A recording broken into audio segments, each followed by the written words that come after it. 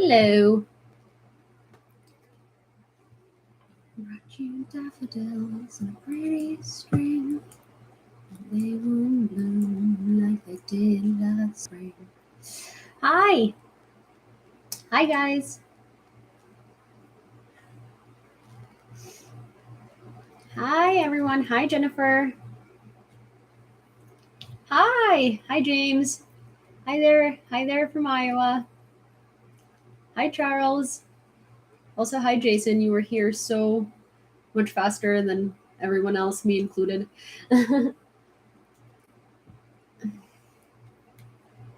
Hi. Hi, hello. Hi, Christina. Oh, yes, thank you. Thank you, Christina. See, I always want to ask that, but I'm just like, is that rude? Do you want to say your name? Hi, Nazar. Дякую, Nazar. Hi, Tammy. Hi, everybody. So, for those of you who might not know, I'm also simultaneously doing a live on YouTube. And I don't know, some of you might prefer YouTube. We now have pretty decent resolution there because there is a pretty decent piece of camera equipment working. Well, not decent, very, very nice one. Hello to Savannah, Georgia. Savannah, wow. Hello to Savannah. I'm like, I have a really hard time pronouncing things today. I said executive instead of executive in a video, and I was like, you know what? I have no strength or power to re-record this right now, so it's just gonna have to be executive. And I did say executive in the next sentence, so at least I know how to say it. 50-50. Hi, Lauren. Hi, Sid. So yes, in 720p. Yeah, actually, I need to change the quality of the streams to be larger than 720p on YouTube because I realized I was like trying to like give myself watch hours for YouTube, and I was watching it yesterday. Привет. Hi, hi. Um. Oh, that's. Oh no. I need to. So one of the things that I'm gonna do tonight actually is I'm gonna post the actual measurements for every size, so it's easier for you guys to order them. If you want to size down, James, you can send them back to me, and I will just send you your real size, like a size that fits you better. And what was I saying? Oh yeah, I need to switch the quality in YouTube somehow. How am I doing in watch hours in YouTube? Well, I have about 500 watch hours out of 4,000 that I need. So we're like, some way there. But I think the lives with Natalia, with the historian, are the ones that actually bring the most watch hours, but they're also the most important. I wish I could like change my handle to youtube.com/Julia. I really want to see what that looks like. I really want to see how the sweatpants fit you, but I'm glad you like them. I'm glad you really like them. One of you yesterday ordered 2 hoodies from the Yulia store, and thank you so much. That's about what? Um, so I think actually I am able to potentially. I'm gonna recalculate everything, but I think I'm going to try and do 30% to Anastasia and 30% to the army. So I'm gonna try to up it a little bit. It's just that the upkeep of the store, of the domain, and of Squarespace is like ridiculous. But I'm gonna try and up the percentage that I'm able to do right now by instead of 25 and 25 to 30 and 30. It should be okay. What was I gonna say? I was in the middle. Oh yeah, so I need to up the quality on YouTube because I was watching it on TV yesterday, and I was like, wow, this looks much better on a computer. And I'm pretty sure that this camera shoots in 4K. So I'm pretty sure that we could make the quality even better. I just don't know how to do it. Do I speak Ukrainian? Так, я розмовляю українською, я зі Львова, вся моя сім'я живе у Львові. Привіт. You used to be a dude or what? I don't know. Was I?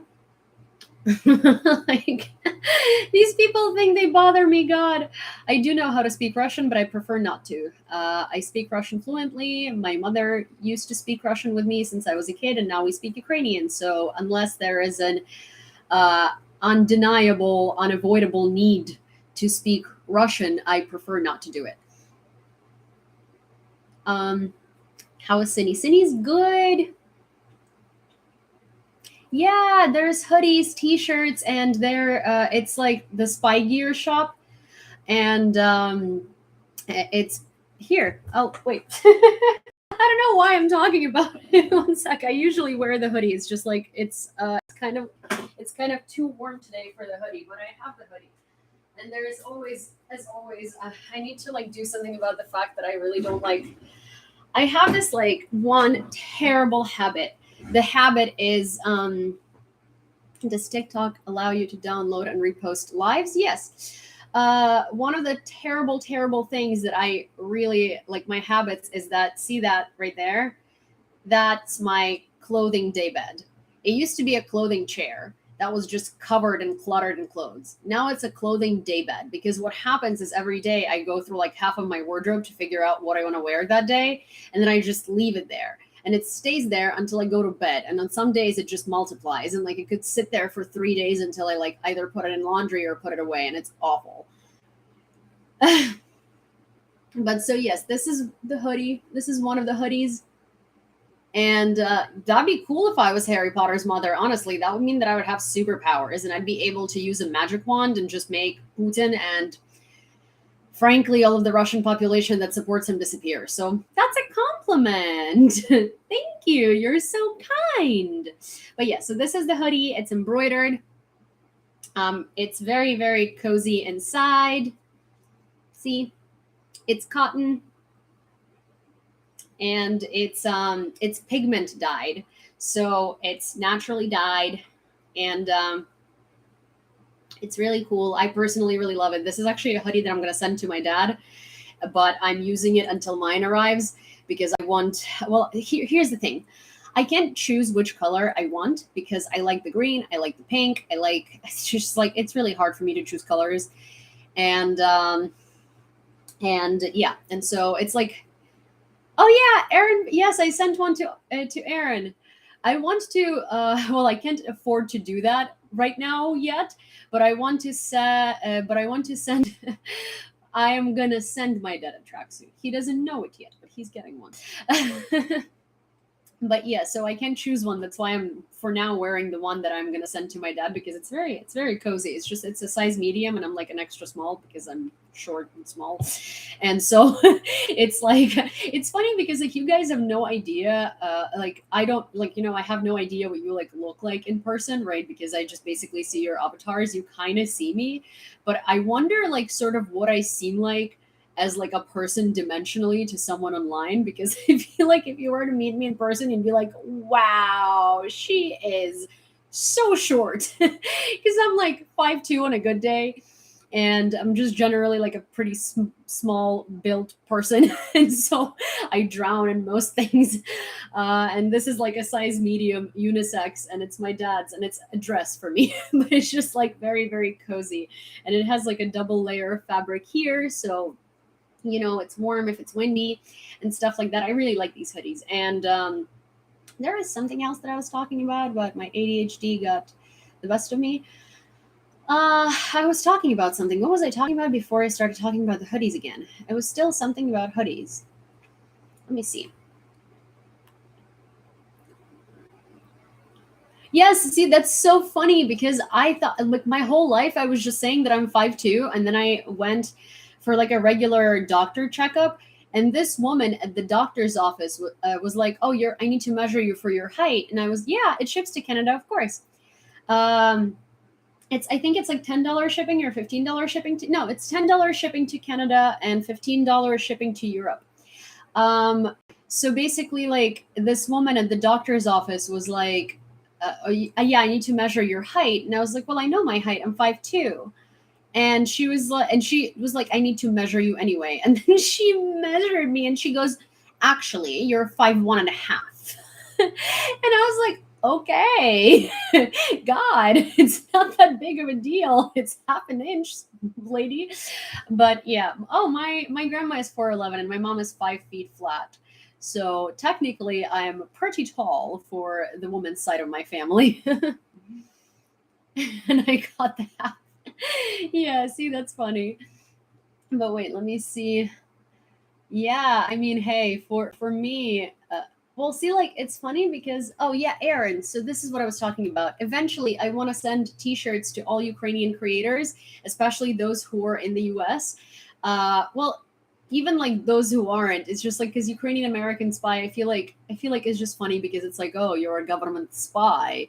I should have called it Ukrainian government spy or something like that, so I could kind of like encompass a bigger auditorium of people who would relate, like Ukrainian creators in England or in Portugal.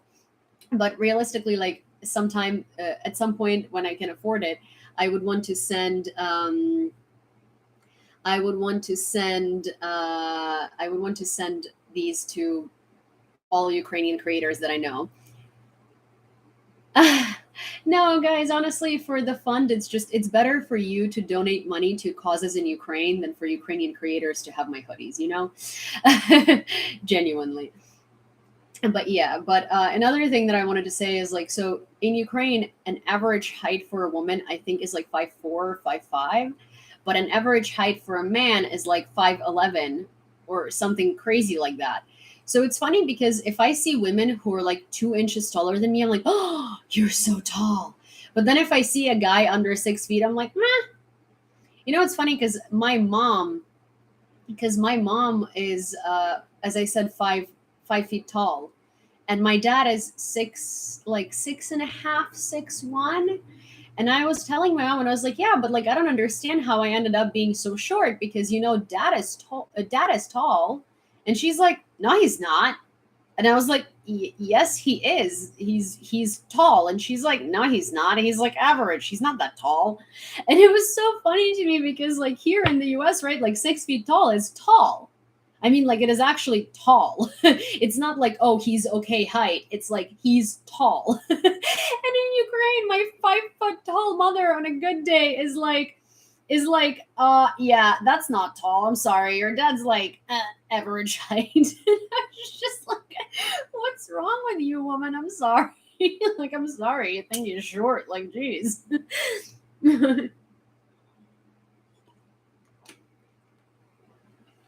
Oh, yeah. How tall am I? 5'2". If we round it up, I'm 5'2". Hi, Skylar.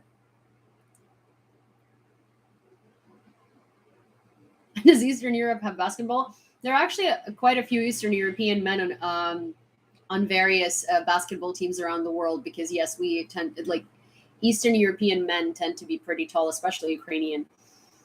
Like um, I think that in my class of like 16, we had one guy, two who were under 6 feet tall, and I think they were like 5'9".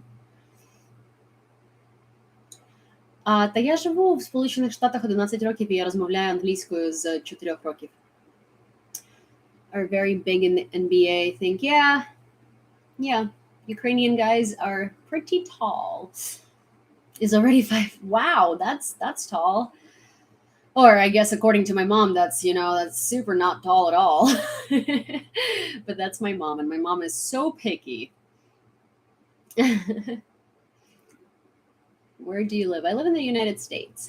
Um, but yeah, so hoodies meant for tall people, good for tall people, good for tall people because long. For me, size medium, dress, literally dress. But it's very cozy. I genuinely like. I'm very happy with the quality of these hoodies and of the t-shirts and of everything because so let me tell you, because I'm buying it from a special supplier, and I'm buying it from that supplier because they're sustainable, they're made on demand, and I don't mean like made on demand for me, but like as in like they don't have like a huge warehouse with like a ton of uh, products, and their whole point is that they want to be sustainable, which is why I really like it. But I know that it's like there is 2XLs, so it depends on. I'll tell you how far up the hoodies go up because I do have double XL. I know that. And I do know that I was trying to do as many sizes as possible. And it's actually more inclusive on plus size spectrum than it is on like not plus size spectrum, because they don't this supplier doesn't have extra small, which is kind of annoying, because personally, like, I would love extra small. But okay, so hoodies go from small to three XLs. So it does have plus sizes, but unfortunately, it's not. I can't find anything. I can't find a supplier that would meet all of my quality demands. That would be like that would be on demand supplier that goes higher than 3XL. So hoodies are up to 3XL, and then sweatpants, which are actually very good too, but they're like unisex sweatpants, so they're baggy, and I can't do baggy sweatpants. Um, these they're like really cool. It's just that I personally, like, I know most people like cozy baggy sweatpants. I need like sweatpants that are like leggings. And sweatpants go to double XL. Yeah, and recycled material tracksuit. Yes. That's like the thing. It's like I wanted it to be really like good quality, and I'm very happy with the quality of this. Because my whole point was, as I said yesterday, is like I didn't want to just make something to make it, right? I wanted it to be I wanted it to be sustainable. I wanted it to be good. I wanted it to be nice. I wanted it to be cozy. I wanted it to be comfortable. I wanted you to like get it and be like, oh, yay. I didn't expect it to be this good, you know, as in like, because mostly I think cotton. They're made out of cotton. So yeah. Yeah. And the tracksuit is recycled. Tracksuit is not cotton, but it's recycled materials fully. So yay. And then oh, Peanut, if you could help, that would be great. I my Instagram DMs are open, and if you could add me on Instagram, um, and that would be I would be really really grateful. And then Sam,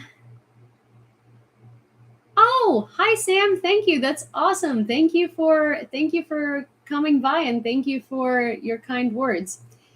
Did you learn English in the US? Wondering about the perfect American accent. Oh, it's not perfect, but I learned English in Ukraine when I was 4 years old. Actually, at first, I had a quite English accent because I learned like English, not American English, and I used to write with with like English syntaxes and stuff like that.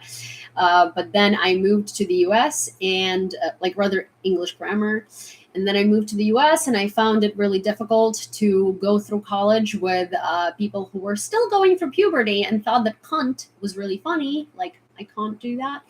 And that rubbish was, not a thing.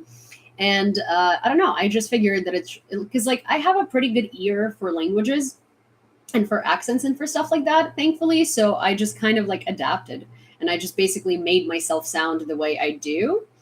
And I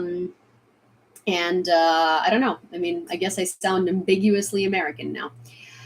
The new Ukrainian postcard, post stamp. Yes, it's so cool. So Ukraine voted on the post stamp, guys, and we are gonna have a post stamp with a tractor that's like that's over there carrying a tank behind it. So that's that. I'm kind of like, and the stamp is gonna be called "Good evening, we're from Ukraine."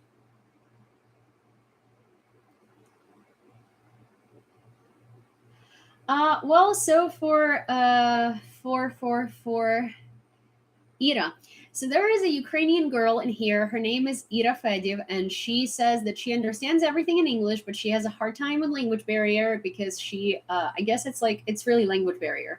And all I have to say is that you gotta like power through it, and you gotta just start speaking, because people are not judgmental. People are gonna help you out if you say something wrong. If you want them to correct you, or if you want them to help you out, they will. If you don't, they won't. And it's and I would say that just like go for it, and don't be worried, don't be scared, and you'll do great. needs to make these stamps available to other countries. They are. Ukrainian post office now has a storefront on eBay, but I didn't tell you that. Well, I did. And the eBay eBay store, if you go into my link in bio, generally, like, if you find yourself asking a question about, like, where do I donate to Ukraine? Where can I read some news about Ukraine? Is the post stamp sold somewhere abroad? Go to my link in bio. It answers all of the questions. You're like, I want to see some cool Ukrainian brands. On my website, yulia.com, where you can buy the spy hoodies and spy sweatpants and spy t-shirts and spy things and stuff like that. There is also a section called Shop UA, so Shop Ukrainian, and you can find stores that I personally really like from Ukraine that are really cool. Yeah, well, so see, Ira is saying that thank you, Tammy.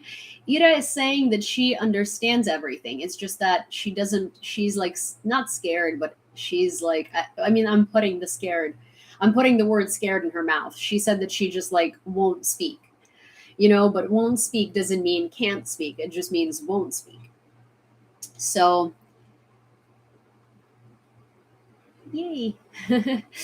That's awesome. But yeah, it's like, language barrier. Slava Ukraini from Mississippi. Oh, that's amazing. Oh my gosh, wait, you know who else is from Mykolaiv? Heroyam Slava. You know who else is from Mykolaiv? I will introduce you. I have one little Mykolaiv resident over here. Sinya. Shinya. Ой. То, привіт. Привіт, моя маленька. Хто таке файне? О, господи. This one is from Mykolaiv as well. So yes, you get a rare sighting of Cine before the news. Cine is like, Jesus, why do you always like to bother me?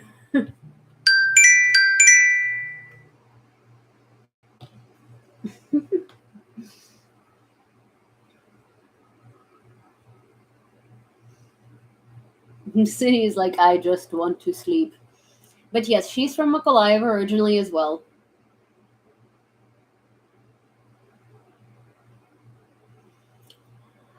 James, see, the thing is, she naps all the time. It's not like I interrupted something special, The thing is, like, I would understand if she napped once in a blue moon. But this thing is one whole giant nap. Sometimes, sometimes it's good for her to wake up and say hello, because all this thing does is sleep, eat, and snort. Sin. Because see, if I say treats, she's going to immediately wake up. And she's not going to want to sleep anymore because treats are something that we really like. See, she's not that sleepy anymore. The ears are looking out for treats. The eyes are looking out for treats. Do you see how her ears move when I say that word? Good morning. Good morning, Gremlin.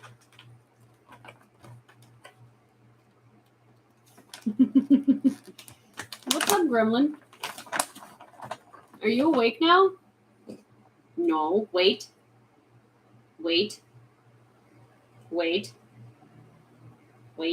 Okay. Oh my gosh, don't eat it with my finger. Jesus, Cindy.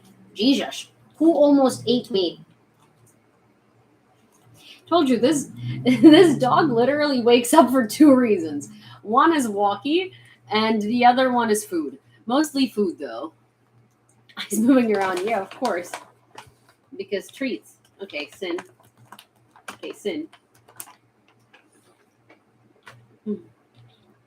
Okay, wait.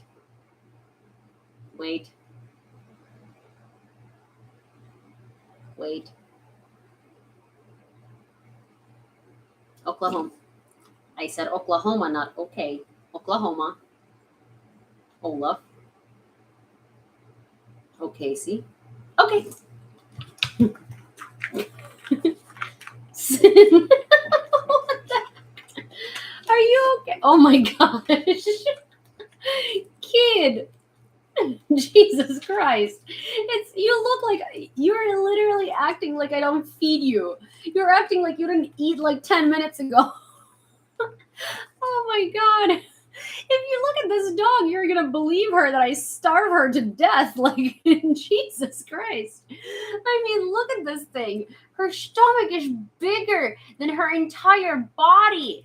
And the reason for that is what? The reason for that is because we eat so much. We eat so much. So much. We eat a ridiculous amount. Yeah, she's currently staring at that bag of treats over there. Look at this. City. Oh my god.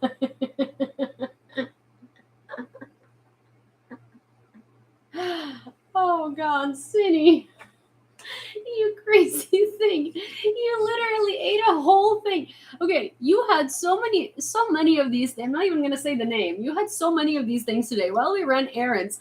She literally dragged me into every store where she knows that people pet her and give her treats. And so I think she had like 10 today because we walked up to every single store that has ever given her like something yummy.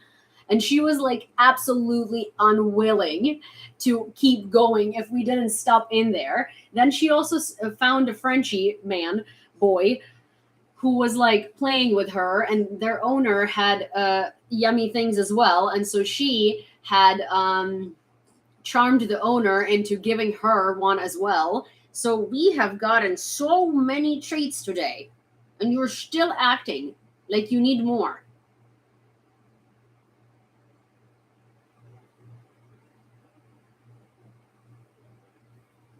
See, what's going on? It looks like you have an allergy.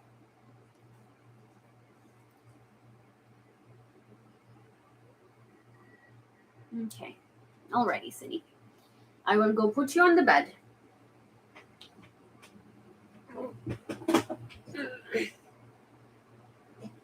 Boy. Oh my gosh. City, provided how freaking heavy you are, you really don't need any more treats than you've had. Seriously, this dog.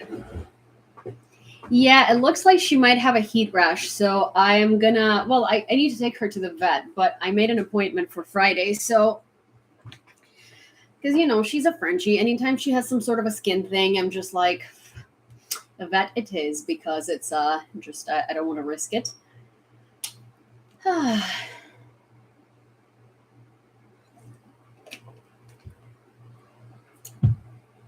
Okay.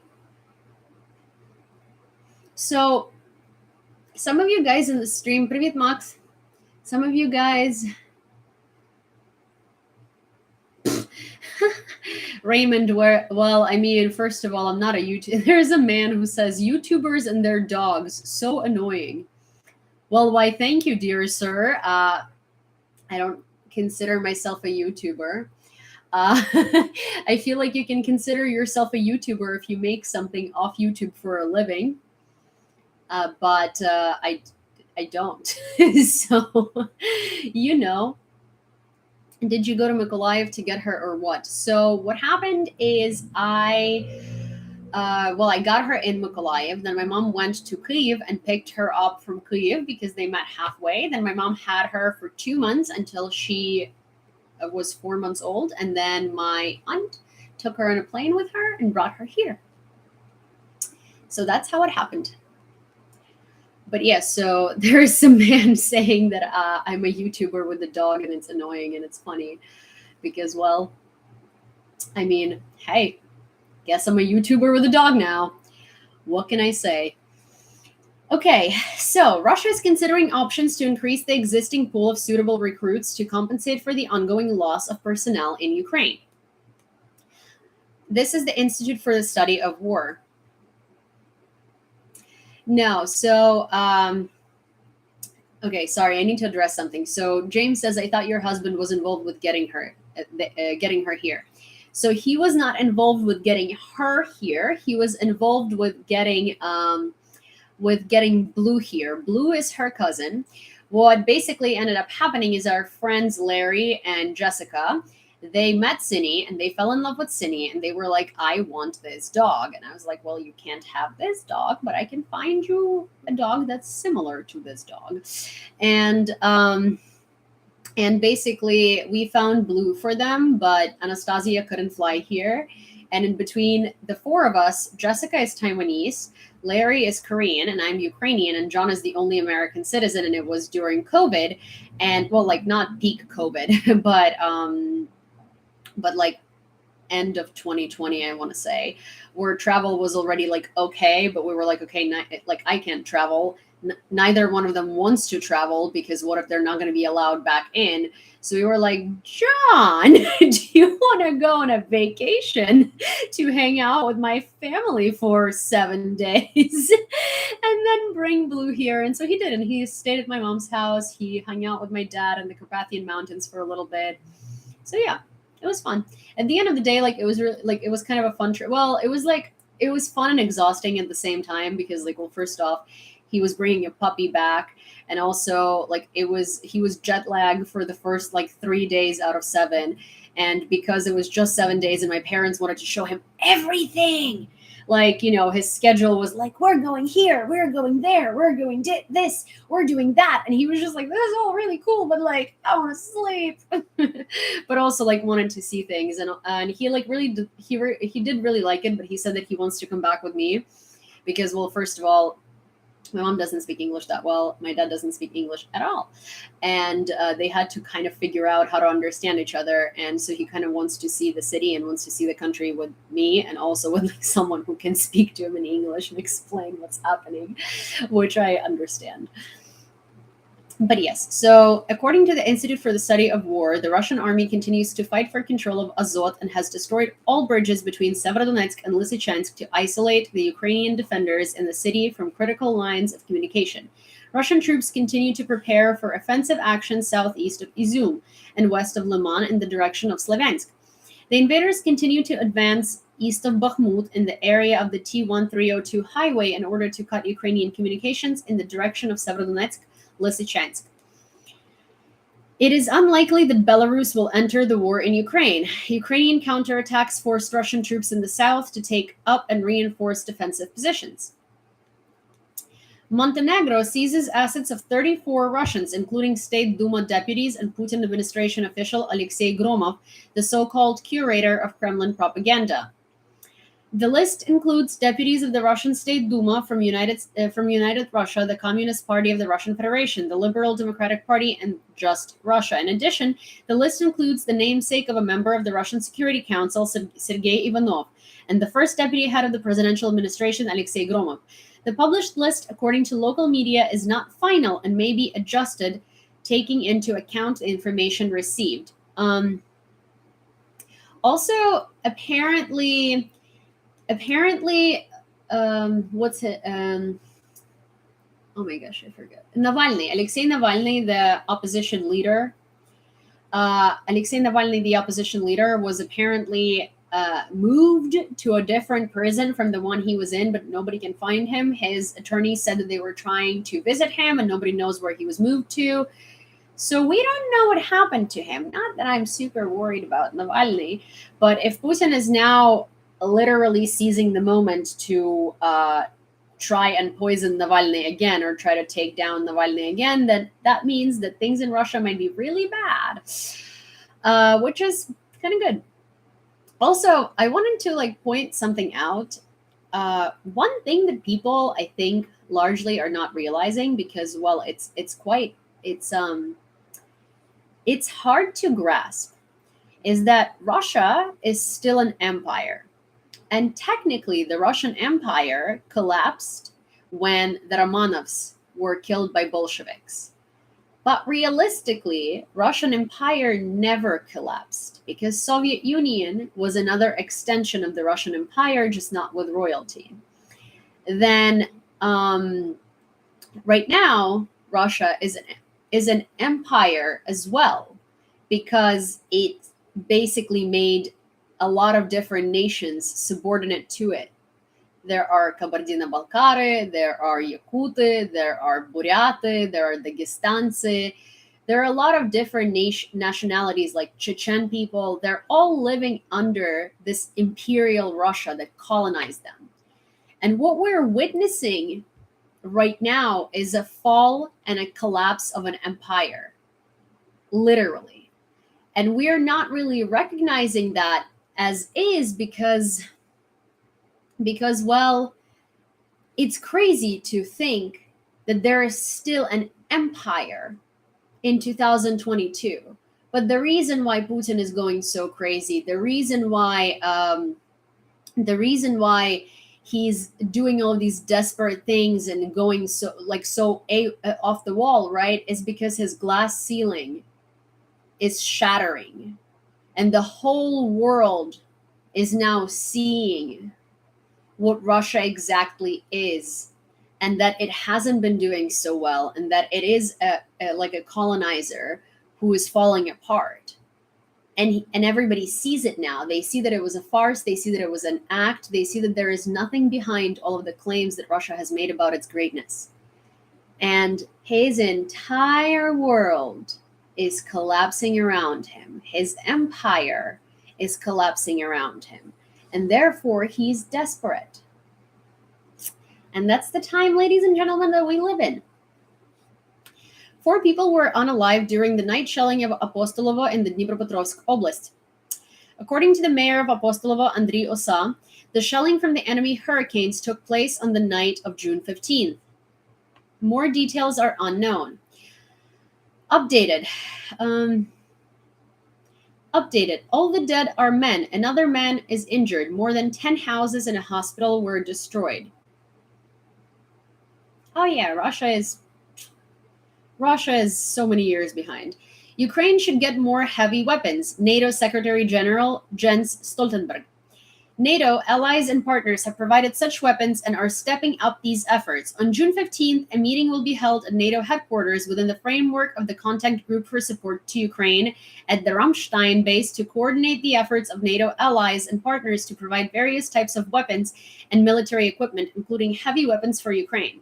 And he added that he should be ready for a long continuation. We cannot foresee how this war will end, but we must be ready to provide assistance for a long time, and this will be discussed in Brussels. In turn, Prime Minister of the Netherlands, Mark Rutte, said that his country, together with Germany, will soon transfer 12 Panzerhaubitze 2000 self-propelled howitzers to Ukraine. This will happen after the Ukrainian military finishes training with these weapons. Maybe you should start transferring them now, so by the time they're finished training with these weapons, the weapons are there. Also, I love how Germany keeps saying that they're going to send this, they're going to send that, they're going to send all of these things, and then something is always on the way, and they keep saying like, oh yeah, we're sending this. We don't know when we're going to send it, maybe in 2055, but we're sending it. It's just, snail mail is really popular in our country. Germany. Ukrainian soldiers successfully repulsed the invaders' attempt to storm Severodonetsk and Tushkovka. Fighting continues. The main thing from the summary for the morning of June 15th. The threat of missile and airstrikes on the territory of Belarus remains. Yeah, a lot of... So James is saying parts of the West want the war dragged out. And yes, they do, because they want to weaken Russia as much as possible. And those people who are like saying, oh, Ukraine is fighting a proxy war and yada yada, we're not fighting a proxy war. It's 100% our war. Is it super convenient for everybody in the West and the United States? Yes. Does Ukraine fighting this war mean that the US doesn't have to? Yes. Are they happy to sacrifice Ukrainians in order to weaken Russia and never hear from them again? Yes. Of course they are. And I mean, like, to be fair, I understand why, because they don't want to risk their own lives to do anything, and it's convenient for them because they're just like, oh wait, Ukrainians are doing all of this for us. So yeah, of course they want to dragged out. So Russia gets weakened and weakened and weakened, and we kill more and more Russian soldiers and just basically exhaust it. but that comes at a huge price of Ukrainian lives. Okay. Russian missiles hit at night the Novomoskovsk district of Dnipropetrovsk region. There are 2 strikes in the Novomoskovsk district. The missiles severely damaged the public infrastructure and country houses. There were no casualties, said Valentin Reznichenko, head of the Dnipropetrovsk RMA. The head of the Dnipropetrovsk Regional Council, Mykola Lukashuk, added that 4 houses, garages were damaged and 1 utility building was destroyed. As for Apostolovo, which was shelled at night with Hurricane MLRS, and where 4 were killed, the shelling area was bombarded with cluster munitions. Pyrotechnicians are working there now. Canada and the EU will have a land border. Canada and Denmark have settled a long-standing dispute over a small piece of land in the Arctic, the island of Hans. About 60% of the 1.3 square kilometer island will now belong to Denmark, and about 40% to Canada. The agreement was signed by the foreign ministers of both countries, Dane Jeppe Kofod and Canadian Melanie Joly. This means that the US will no longer be the only country which Canada has a land border with. Now we have a border with the EU, Joly said. So just to let you know, Canada and Denmark were fighting for this piece of land. If that ain't a petty argument, I don't know what is. And I don't know why the world is literally so petty, but this is what they're fighting for.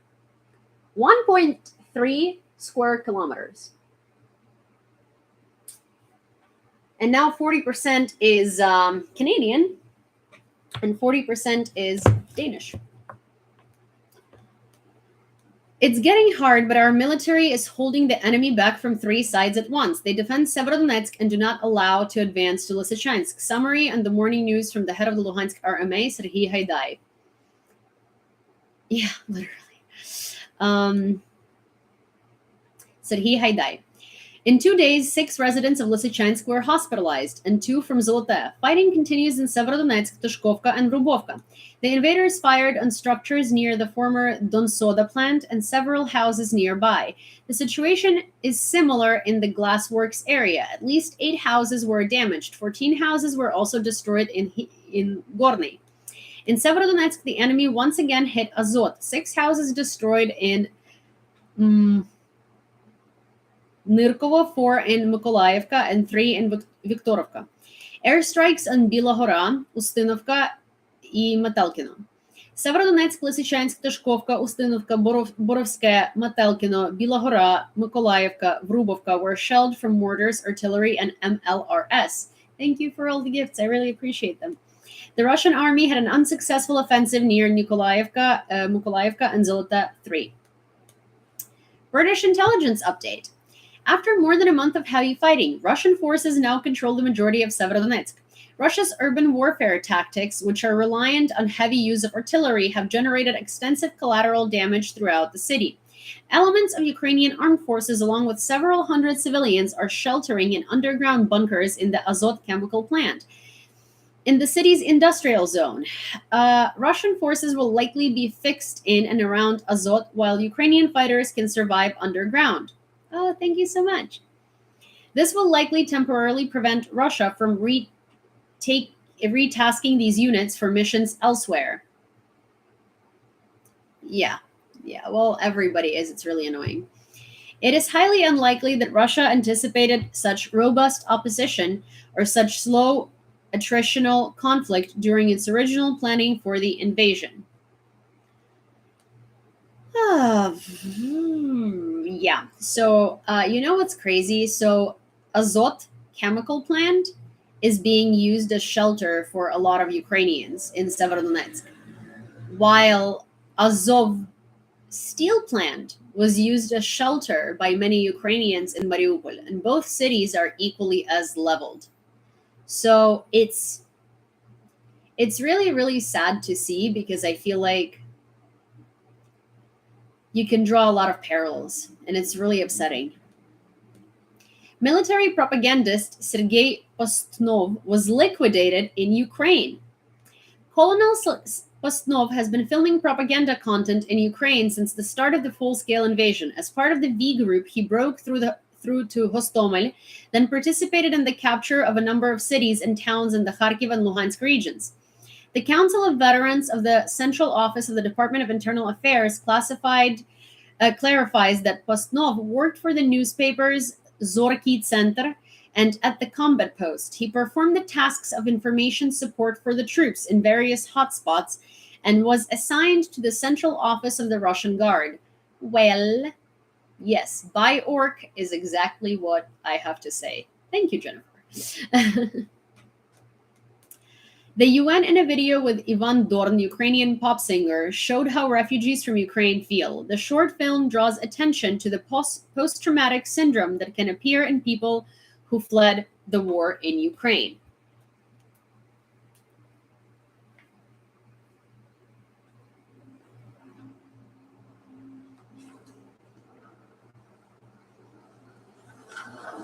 Oh.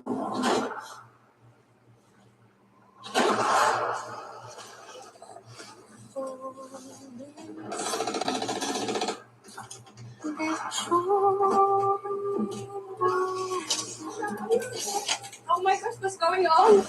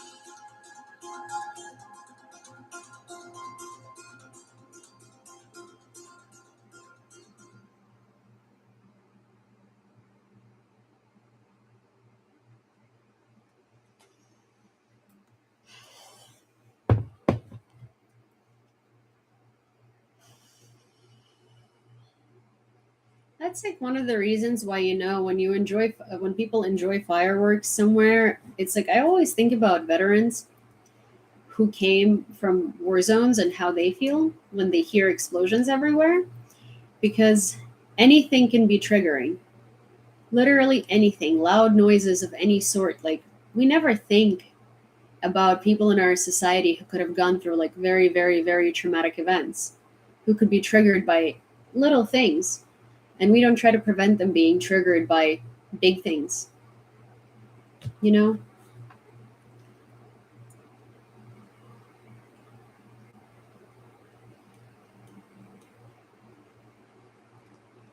Yeah.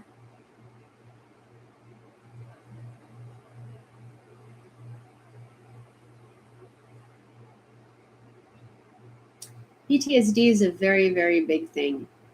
And I think that people misuse PTSD a lot. I've done it, you've done it, every single one of us have done it, right? It's like we say things like, oh, I have PTSD from childhood with like this thing, or I have PTSD from that with that thing, right? Like saying that we just really don't like something or don't want to be around it or don't want to like do it because we just are really tired of it from like childhood. We were forced to do this or something like that, right? But the thing is, like, PTSD is genuinely such a complex thing, and it affects people so deeply that I feel like all of us should be really, really conscious. Uh, all of us should be really, really, really conscious of how we use PTSD, because there are a lot of people who are struggling with real PTSD. PTSD that holds them awake at night, PTSD that gets triggered by things you can't even imagine, PTSD that interrupts their daily lives, PTSD that interrupts a lot of like, yeah, yeah, of course, CPTSD, yes, yes, yes, yes, of course. But it's like, but that's like the thing that, I mean, we use PTSD as like a joke, right? Like, as in, like, we'll be like, oh my gosh, I'll never touch that thing. It's PTSD from childhood. And like, I'm guilty. Every one of you is guilty. Everybody has used it as a joke. And like, it's fine. I'm not saying that we're bad people. I'm just saying that I think, in light of world events in the last decade, I think that we should reevaluate what we use, what words we use, and how it can affect people um, that might actually go through and struggle with these diagnoses that we kind of use in passing, right? Because especially PTSD is a very complex disorder, and PTSD is a very um, very complicated and disruptive thing. And it's no joke, really.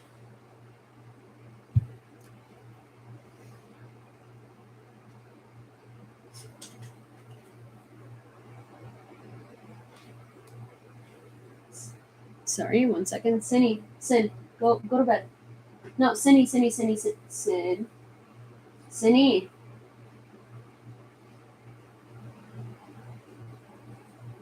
Okay, fine. Um, the United States has already transferred 4.6 billion worth of weapons to Ukraine since the beginning of Russia's attack on Ukraine. The U.S. Embassy in Ukraine has published an infographic detailing what weapons Ukraine has already received. The United States is now working to provide Ukraine with highly mobile artillery systems, drones, radars, armored vehicles, helicopters, and unmanned coastal defense vessels. And I'm really sorry to everyone who is saying that they have PTSD and they've been diagnosed with it.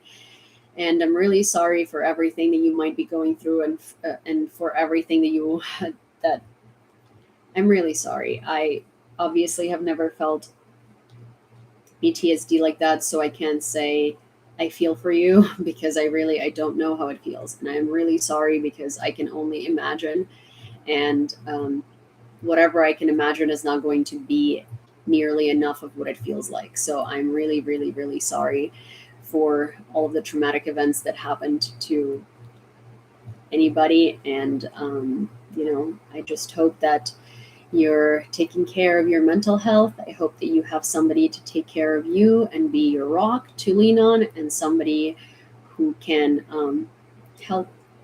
And I hope that it's manageable, and I hope that you're feeling all right on most days. That's, I guess, that's as good as it can be.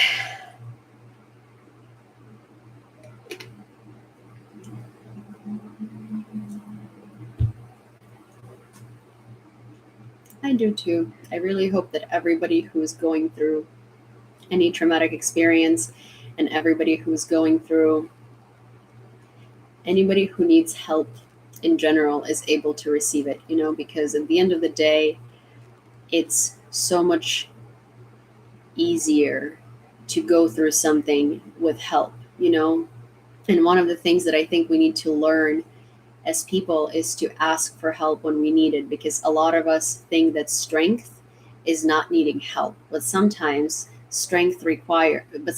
asking for help requires more strength than doing it yourself. So asking for help and asking for support does not make you weak. It doesn't make you it doesn't make you it doesn't make you weak. It makes you human. And sometimes we as humans need somebody else to lean on, and we need somebody else to be there for us. And somebody else to be there with us.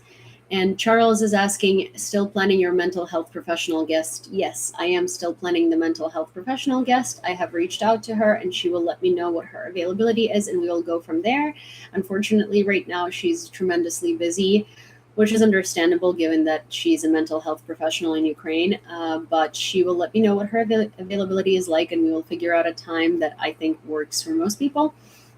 I mean, knowing when you guys are active, and I'll try to do it on a day and at a time that seems appropriate. And yes, I'm still planning on a mental health professional guest. It's just little things to figure out. And the reason why I'm not updating on it is because I don't have any new information for now. So, but other than that, yes, fully planning and still having a mental health professional on live. The aftermath of the night shelling of Apostolo in the Dnipropetrovsk region, where 4 people were unalived. The photo was published by the heads of the local regional military administration and the regional council. And here it is.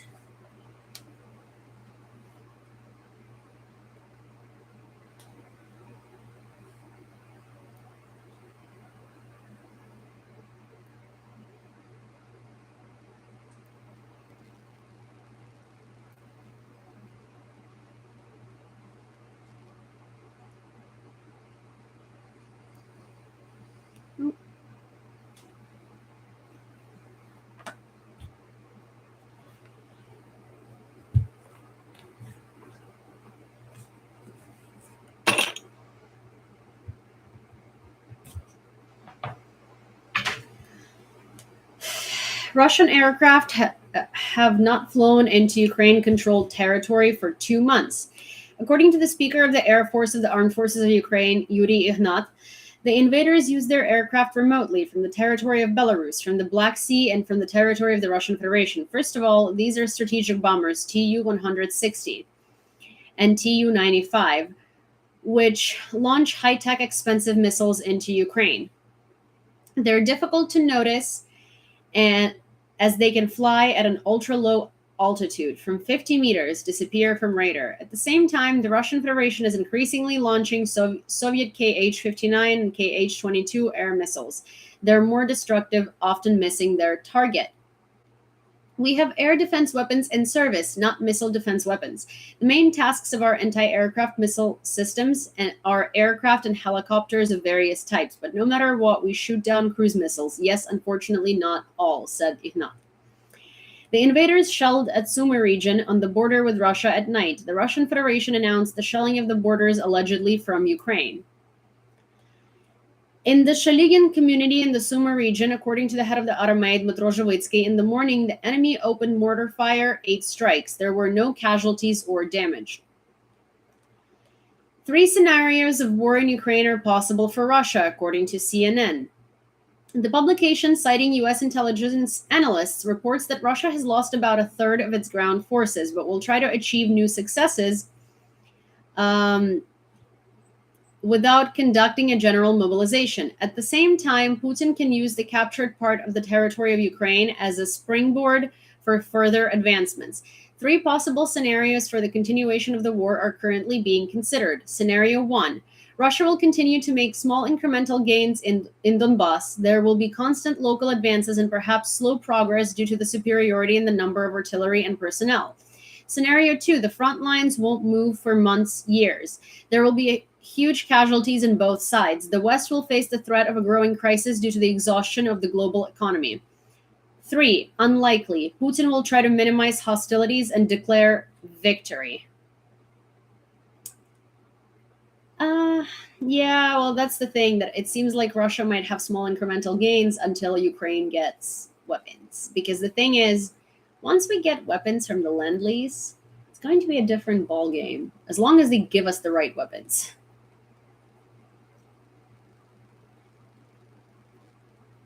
Yeah, a stalemate in the Donbass. 7 people were wounded as a result of shelling in Kharkiv region in the past day. At the same time, the invaders did not shoot at Kharkiv yesterday. The head of the Kharkiv military administration, Oleg Sinahubov. In the Kharkiv region, a forest fire broke out due to shelling.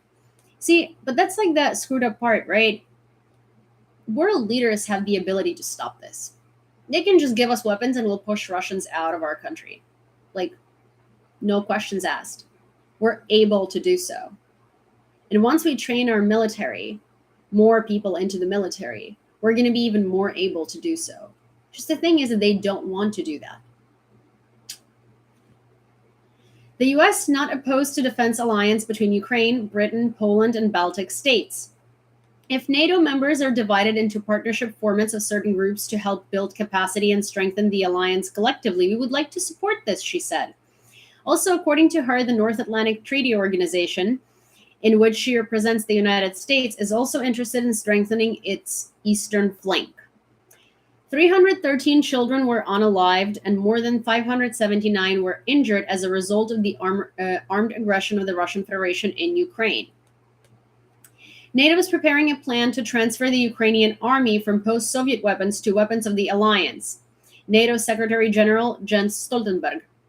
In addition, the NATO defense ministers will announce in the evening the allocation of new military assistance to Kyiv, including heavy weapons and long-range artillery, the Secretary General said. He also noted that Volodymyr Zelensky was invited to the next NATO summit, which will be held in Madrid on June 28th, 30th.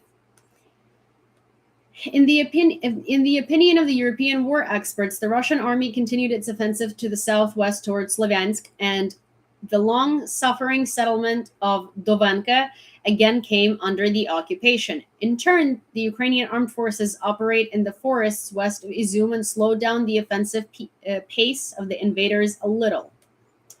Scholz is against the nationalization of the German daughter of Gazprom because it could anger Putin. Oh, could it? Could it anger Putin? Scholz is like such a piece of garbage. He's just such a rag. You know, he's literally a rag and Putin is wiping its feet on him. And it's so disgusting to see because this man is trying to represent Germany and he's trying to represent this big country that's always been up there and strong and had strong positions. And he's literally acting like a doormat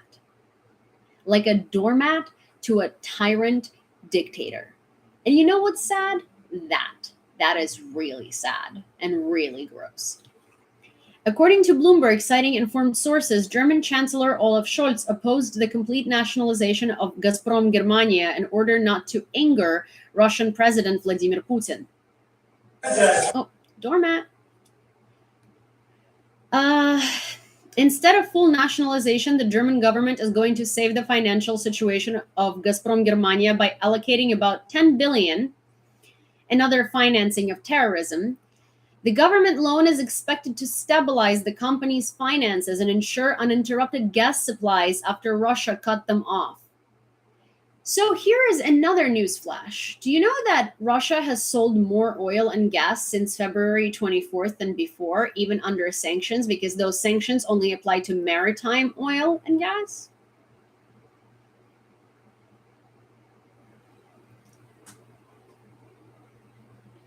So it's quite upsetting, but these people not only are still paying Russia for gas, they're paying them even more because they're buying much more gas. And the joke among Russian politicians is that at least we're not paying for this war, Europe is. People like Scholz. Ребята, це второй этаж. Бабушку мы вынесли, це второй этаж.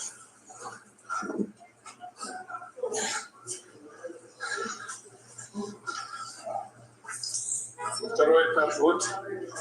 Третий тоже пробило. Да, спасибо. Третий пробило, офигеть.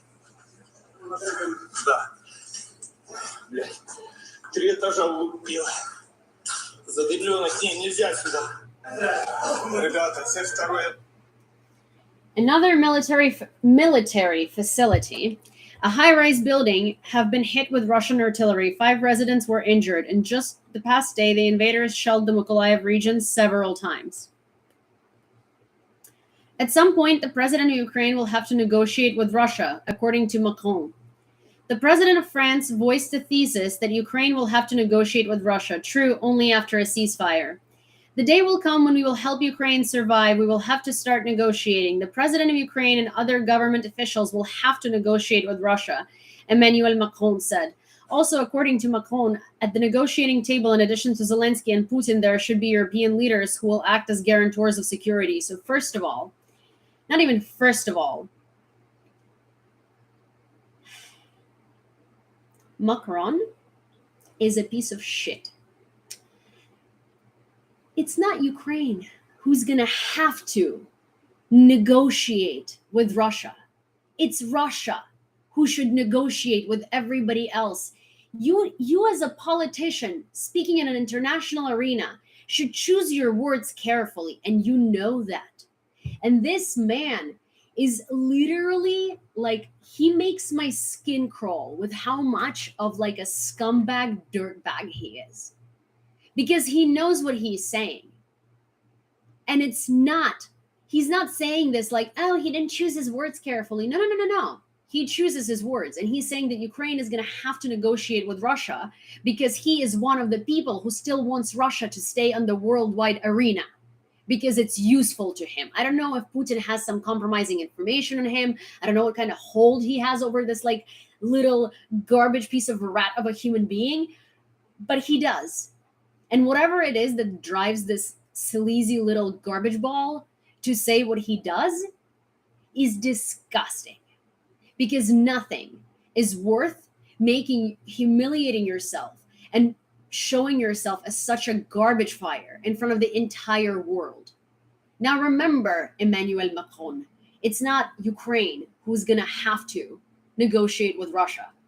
It's humiliated Russia who's going to be sitting at the other end of the table and is going to be forced to negotiate with Ukraine after we push them the fuck out of our country. And I'm sorry for cursing, but honestly, like Russians don't piss me off as much as Macron does.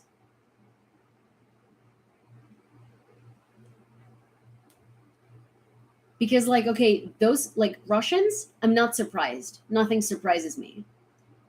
A French president? Thank you. I'm sorry, that's disgusting. And like when I say it makes my skin crawl, I'm not exaggerating. Anytime I see a face of that man now, my reaction is the same as Putin, as when I see Putin. You know why? Because you know what's worse than being a dictator and being a bloodlusty, like disgusting tyrant? It's being a rag to that tyrant. It's not even being boneless and spineless. It's literally being a doormat to a tyrant. Being a doormat to a tyrant is much, much, much more disgusting, in my opinion, than being the tyrant.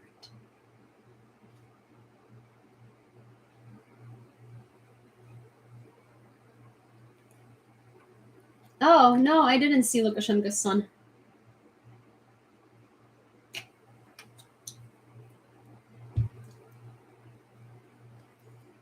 Thanks to the actions of the AFU, the energy companies have restored power to 28 more settlements in the occupied zones.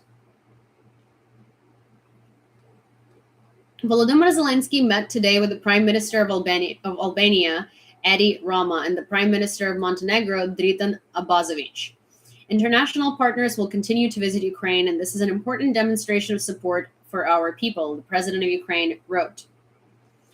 Resistance in Mariupol moves into active phase, said Mayor's advisor Petro Andrushenko. On June 9, 3 large truck trailers suddenly burst into flames on the Taganrog highway at the Russian Ministry of the Emergency Situations Equipment car park. The reason of it was arson. On the eve of the Day of Russia celebrations of June 11th, an identified man stabbed a Russian Emergencies Ministry worker in the back in a crowd for humanitarian aid. The wound turned out to be lethal. Just confirmed facts. I cannot comment further for obvious reasons, Andrushenko wrote. The Ukrainian National Police has prevented a terrorist attack against the country's leadership, Deputy Interior Minister Yevhen Yenin on national TV Marathon. According to him, the attack was prevented thanks to information received from operational sources. He did not say exactly when it happened or the details, but noted that more can be said about it after the victory. President of Ukraine Volodymyr Zelensky, Prime Minister of the Republic of Albania Edi Rama, and Prime Minister of Montenegro Dritan Abazovic held a meeting with media representatives following the talks in Kyiv. Albania, Montenegro, and North Macedonia support our state's status as a candidate for EU membership. On this European way, our lands are not competitors, but only add to and strengthen the possibilities of one alone. Edi Rama and Dritan Abazovic, thank you for your visit and productive rewind. Volodymyr Zelensky. The enemy again fired at Zelenodolsk and Apostolovo-Dnipropetrovsk region using Hurricane MLRS. They hit residential areas. Several high-rise buildings were damaged. According to preliminary data, no people were hurt. How many of the necessary weapons were delivered and promised to Ukraine? A table from the Financial Times, according to the intelligence service Oryx. The biggest mismatch between supply and demand is observed in the supply of multiple launch rocket systems, which have a longer range than conventional artillery. The situation with tanks is much better. The request is satisfied by more than half. The number of delivered promised 155mm howitzers is almost a quarter of the needs. So it's kind of what it looks like. These are the ones delivered. This is what we need. This is what we have. This is what we need. Have, need.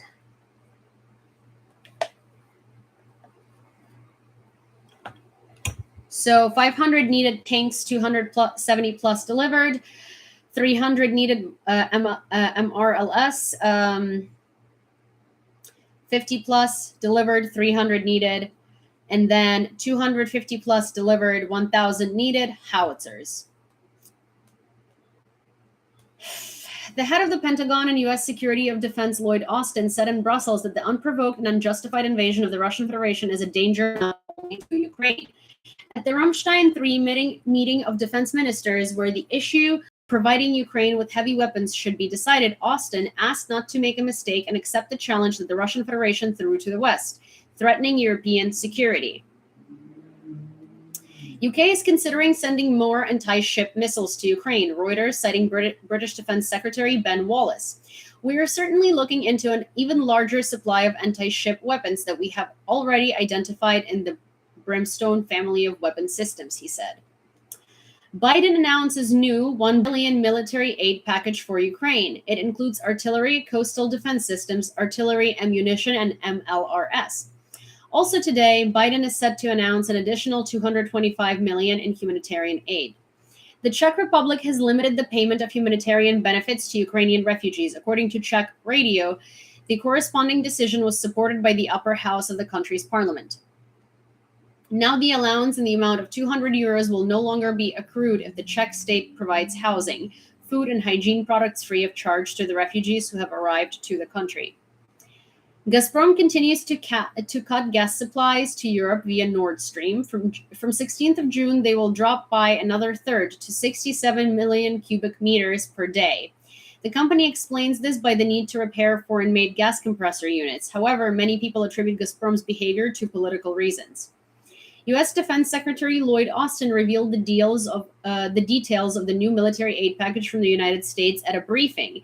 I'm not going to read what is included in the military aid package because, well, nobody needs to know, really. I don't know why the U.S. keeps, telling everybody.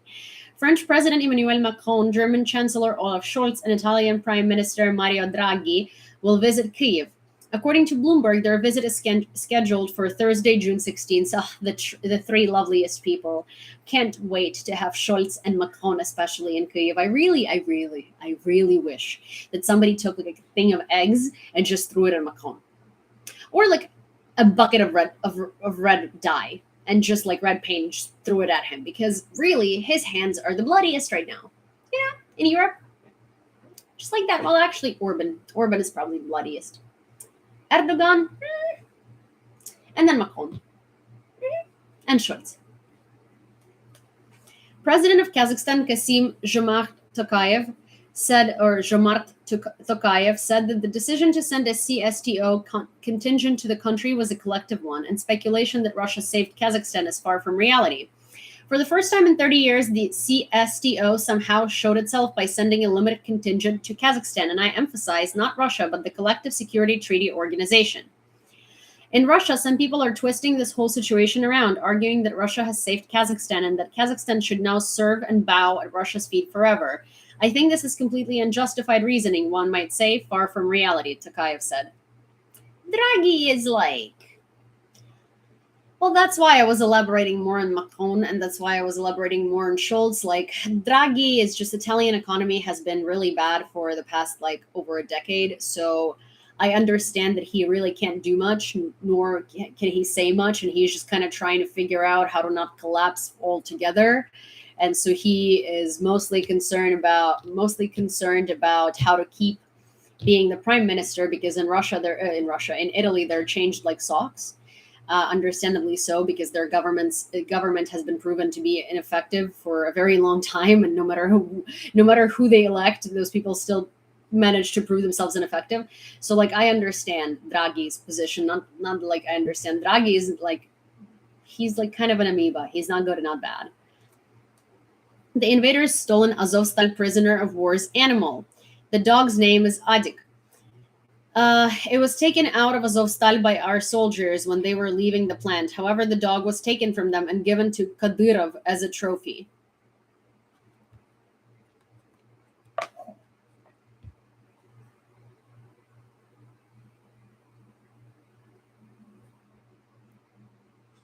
Звали Адольф. Адольф, но при сдаче переделали на Адидас. Мы называем его бот, волк. Где откуда? Расскажи. Он сидел в катакомбах Азовстали, и при сдаче его забрали у женщины. Она ему обещала, что обязательно его найдет. Да? Ну, сейчас, но не трудно будет искать. They're disgusting. They said that they took the dog from a woman in Azovstal, and she told the dog that she's gonna find him, and the Chechens are laughing and saying like, haha, well, that's gonna be difficult for her to do. Like, Kadyrov is, see, like, that man disgusts me because he's a wannabe dictator. He's disgusting because there is nothing behind him. All he can do is film for TikTok and steal people's dogs, and then what he can do is he can use his goonies to repress LGBTQA plus people, to kill people because he doesn't like them. Oh my god, that's so cool. Sorry. Yeah, he is a slime ball, and like he's a guy who wants to be taken seriously while wearing Prada monolith women's boots as combat boots. Yeah, I get it. You have $1,000 to spend on boots, like good for you, but they are like you want to be taken as a serious commander of a military, and you think that Prada fashion boots are what you should be wearing. I understand that bling blings is what you think makes you cool, or what you think makes you strong, or what you think makes you don, but no. It is not that. It's pathetic. Hi, Yum. Good to see you. Well, they took the dog because, it's like if somebody took Cindy from me, my heart would be broken. Because that's the thing. We as people tend to like really, really, really, really, really get attached to our animals because we love them unconditionally and they love us unconditionally, right? And so taking away someone's animal is like taking away a part of them. It's like, sometimes Cindy sleeps at John's, or like sleeps as in like John takes her on trips or something like that, right? And like Cindy's not in bed with me, and I can't sleep because I automatically keep thinking like, oh, Cindy, like I need to, like I will literally, like if Cindy is not here Every evening when Cindy is ready to like pass out to go to bed, she comes up to me and she starts pawing at me to like literally lift up a blanket for her so she could go underneath it, right? And I've caught myself doing it a couple of times where Cindy would not be here, or I would be traveling somewhere and there's no Cindy with me, and it would be like, I don't know, midnight, and I'd be sitting in my bed and I would be like lifting my blanket expecting Cindy to come in there, and then like a couple of seconds later I'm like, oh wait a second, there is no Cindy, you know. Привіт, зі Львова. Привіт, я також зі Львова. Точніше, привіт, Львів. Я також зі Львова. Я не знаю, чому мене так заглючило, але привіт. But yeah, so basically, you know, they just took the dog away from the woman to break her heart. That's what they did.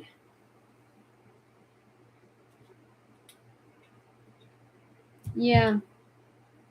2 American volunteers captured by Russians near Kharkiv, the Telegraph. According to the newspaper, they are 39-year-old Alexander Druke. It's Drueke because it'd be like Druke, but I don't know how to say that in English. And 27-year-old Andy Hein, who served as volunteers in one of the units of the Ukrainian army. They were the first Americans in the war to be captured by the Russians. A Russian missile hit a carload of humanitarian aid of the World Central Kitchen, which was supposed to feed Mariupol residents at the I Am Mariupol Center. This was reported by the advisor of the mayor of Mariupol, Petro Andrushenko. Який ультиматум Северодонецьку? По-перше, не Северодонецька, а Северодонецьку. По-третє, не Сєвєродонецька, а Северодонецьку. I like keep seeing you in my lives and you keep saying things in Ukrainian, and then my mods try to interact with you and you ignore them. I don't know if you're talking to yourself or to a wall, but I'm very confused because you say very controversial things in Ukrainian, and like I don't like it because you say things that are weird. You never answer or elaborate on what you mean, and half of them literally sound like propaganda. So I feel like you're just a Russian bot who goes into Google Translate and translates Ukrainian in Russian into Ukrainian and then puts it in the chat. It is reported that Stakhanov, which has been in the territory controlled by the Luhansk People's Republic since 2014, has been shelled. According to preliminary information, 4 people died, including 1 minor, and 5 were injured. Slava Ukraini. 10 houses were damaged. When? Okay, yeah. When? Russian troops fired on the Sumy region again today. There are casualties. This afternoon, the Russians fired twice at the Novoslobodsky community with mortars and artillery. A car exploded on one of the dirt roads on a mine of Russian enemies. 3 people died immediately. 1 was wounded. After 2 p.m., there were also single shots fired at the Esman and Belopol communities. Belopil. Evening address of Volodymyr Zelensky. In all international communication, I hear admiration for the actions of our defenders. The world really wants to learn from Ukrainians how to fight and how to win. During the 112 days of this war, the Ukrainian army proved that courage and wisdom on the battlefield, together with the ability to tactically defeat the enemy, give significant results despite the significant advantage of the Russian army in the number of soldiers and equipment. Ukraine will launch a counteroffensive by September if it receives the necessary weapons, Major General Marchenko. Perhaps my information is not enough to make predictions, but the fact is that it will not end quickly. However, provided we are given all the weapons we need, the counteroffensive may end by the end of the summer. ZSU Major General Dmytro Marchenko believes that a point of no return has been reached in the issue of negotiations with Russia due to the occupiers' war crimes. But Ukraine has a unique chance to defend its independence and secure the future of a free country. Canada has announced new military assistance to Ukraine for $9 million Canadian dollars. Thank you, Canada. Soldiers from Dnipro and Kryvyi Rih destroyed the headquarters of the occupiers in the Kherson region. Volodymyr Zelensky accepts the invitation to participate in the G7 summit in Germany. From NATO Secretary General Jens Stoltenberg and the NATO summit in Madrid. Zelensky wrote at the NATO summit in Madrid, Zelensky wrote on his Twitter page, Ukraine will receive American MLRS by the end of June.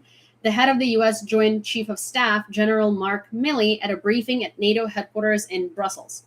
By the end of the month, we will transfer HIMARS systems, ammunition, and trained crew for operational use in the defense of Ukraine, the general said.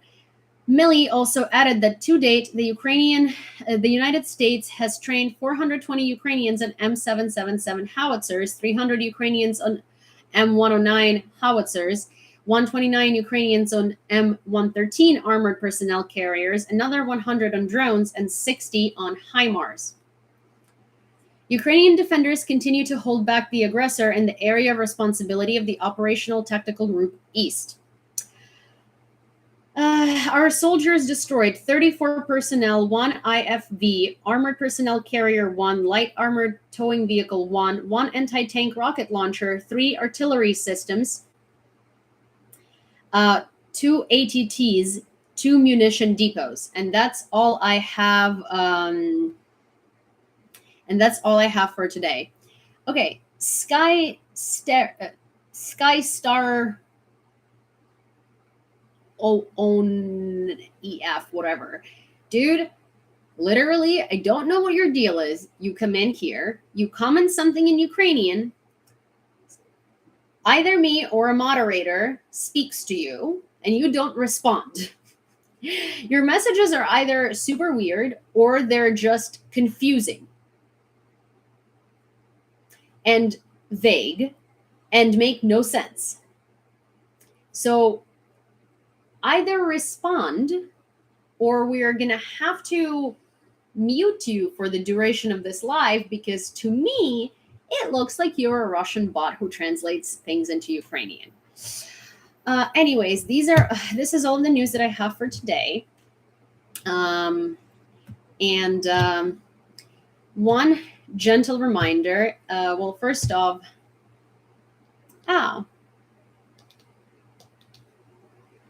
okay, yeah. So can we boot the bot? Thank you, Kat. I know you've been wanting to do that for a while. Thank you, not a botter. But so yes, what I wanted to say is I wanted to remind you that I know that I made a video the other day about how informational fatigue is real and we all forget and we shouldn't. Another thing that's very real is that a lot of people seem to have forgotten about Azovstal defenders, and we have just gotten used to the fact that they are in occupied territories and whatever, God knows what's happening to them. But we shouldn't get used to that, because we should fight for them to be released. We should fight for Aiden Aslan, Sean Pinner, and Brahim Sadoun to be released. And I'm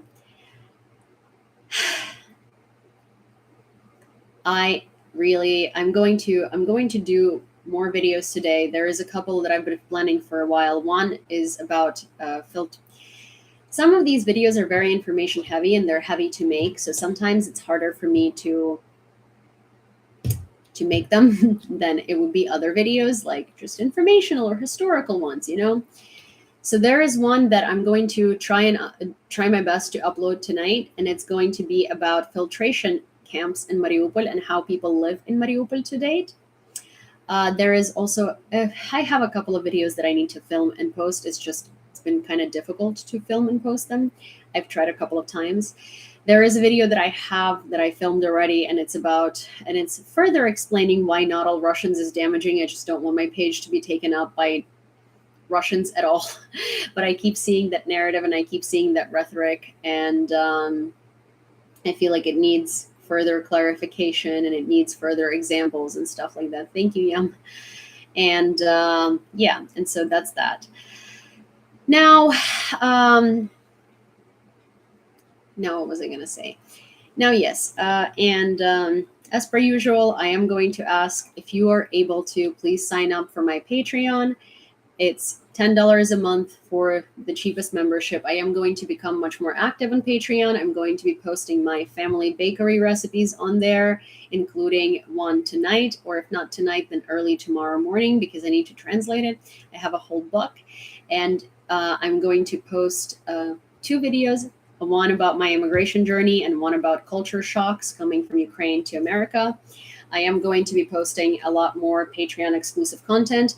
And also I wanted to say that you guys, I am incredibly receptive to you telling me what you want to know about.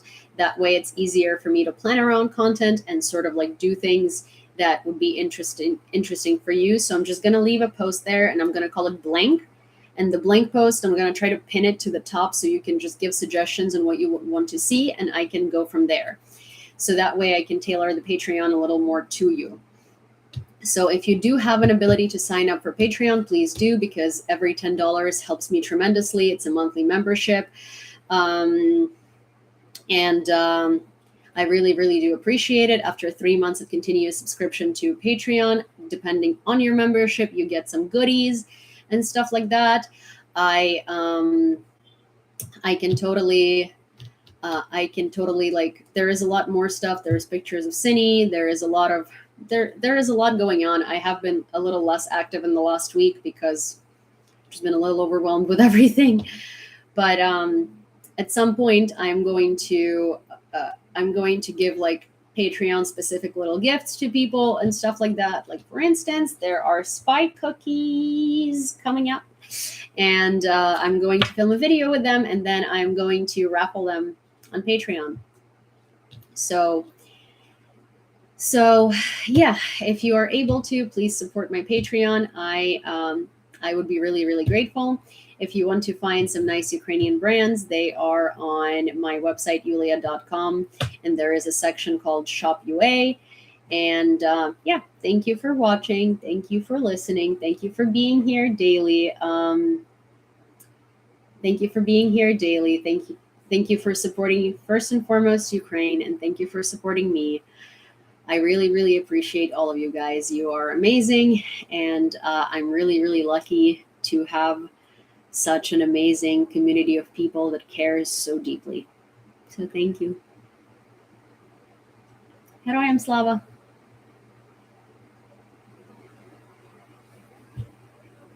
Thank you. Thank you for everything. I really genuinely do appreciate it. And yes. And for all of you who have gotten Cine little treats and stuff like that, that's very, very kind of you as well, and I really, really, really appreciate that too. And for all of you who have gotten gear for YouTube and for just basically to make my life filming much easier, thank you very, very, very much. You are all amazing and very much appreciated. You're all appreciated, but also special thank you to those of you who have looked at my Amazon wish list and have gotten gear, Cine treats, stuff like that. It's really, really appreciated. So thank you very much. And I just want you to know that I repeat this every evening because I don't take it for granted, and I do really appreciate it. So I'm sorry. I just wanted to thank you one extra time. Okay, well, I'll see you guys later. Well, I'll see you tomorrow, and I'll do another. Oh, thank you so much. That one's so pretty and so different. It's like the second time ever that I've seen it. It's so cool.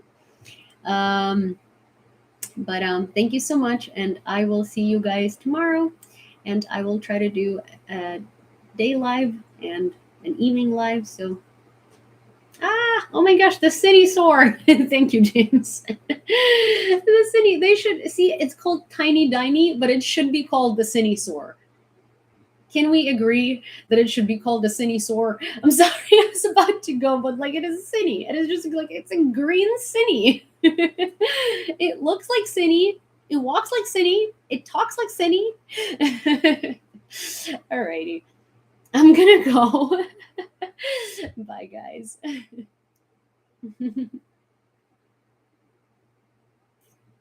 Cities. Bye, guys. Thank you for being here.